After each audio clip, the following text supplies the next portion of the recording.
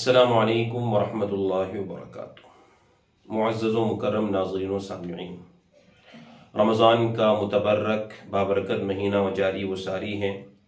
اللہ رب العزت سے دعا ہے کہ اللہ رب العزت ہمیں اس مہینے کی قدردانی کرنے کی توفیق عطا فرمائے۔ آج کی اس ویڈیو میں بہت ہی اہم مسئلہ لے کر ہم آپ کی خدمت میں حاضر ہوئے ہیں، اور وہ مسئلہ یہ ہے کہ کبھی کبھار یہ ہوتا ہے کہ ہماری مائیں اور بہنیں رمضان المبارک کا روزہ رکھی ہوئی ہوتی ہیں،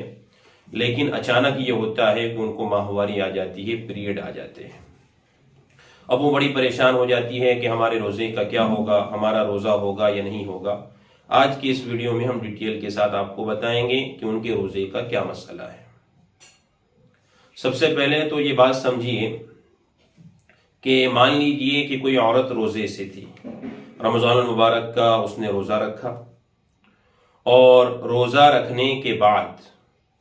چاہے فجر کی نماز کے بعد ہو یا ظہر کی نماز کے بعد ہو یا عصر کی نماز کے بعد ہو، مغرب کی نماز سے پہلے یعنی افطار کا ٹائم ہونے سے پہلے اگر اس کو ماہواری آ جاتی ہے تو اس کی وجہ سے اس کا روزہ ٹوٹ جائے گا۔ اب روزہ ٹوٹ گیا تو اسے بعد کے دنوں میں اس کی قضا کرنی ہوگی۔ اب یہاں پر یہ بات رہتی ہے کہ وہ عورت کچھ کھا سکتی ہے یا پی سکتی ہے یا نہیں کھا سکتی، نہیں پی سکتی۔ تو اس کے لیے مسئلہ یہ ہے کہ اگر وہ کھانا چاہے، پینا چاہے تو تنہائی میں، اکیلے میں کچھ کھانا پینا چاہے تو وہ کھا پی سکتی ہے۔ لیکن کوئی عورت ایسی تھی کہ جو پہلے سے ماہواری کی حالت میں تھی، حیض کی حالت میں تھی، اچانک ہوا یوں کہ اس کی ماہواری بند ہو گئی، حیض بند ہو گیا، تو اس کے لیے مسئلہ یہ ہے کہ اگر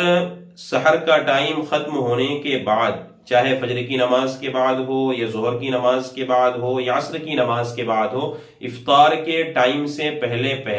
پیریڈ بند ہو جاتے ہیں، ماہواری بند ہو جاتی ہے، تو اس کا روزہ تو شروع ہونا نہیں ہے۔ وہ پاک ہو جائیں گی، پاک کہلائے گی، لیکن اس کا روزہ شروع نہیں ہوگا۔ اب وہ جتنا ٹائم بچا ہوا ہے، چاہے ظہر کی نماز کے بعد ہو یا عصر کی نماز کے بعد پیریڈ آنا بند ہو گئے ہو، وہ پاک ہو گئی ہو،